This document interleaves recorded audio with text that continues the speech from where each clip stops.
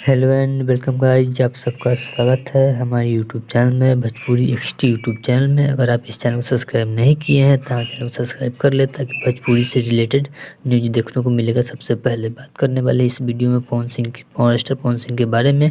चलिए वीडियो को आगे बढ़ते हैं, वीडियो को पूरा वॉच कीजिएगा तभी आपको समझ में आएगा। चलिए बात करते हैं पवन सिंह का जो सॉन्ग आया है, न्यू सॉन्ग कुकुरुकू जब मुर्गा बोली। इसको लिखे हैं विजय चौहान, इसमें म्यूजिक है आर्या शर्मा का।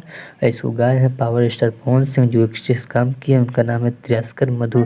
बात करते हैं वीडियो क्वालिटी का, तो वीडियो क्वालिटी काफ़ी अच्छा है और एक घंटे का रिस्पॉन्स है। 3500 लाइक और 11,000 व्यू, काफ़ी अच्छा व्यू है, बिना प्रमोशन का है यह। अगर आप अभी तक इस सॉन्ग को नहीं सुने हैं तो जाकर सुन सकते हैं, ऐसी फिल्म्स पे आ चुका है। अगर सुन लिए हैं तो कमेंट करके बताइए आपको गाना कैसा लगा। नहीं सुने हैं तो जाकर सुन सकते हैं, ऐसी फिल्म्स पे गाना आ चुका है।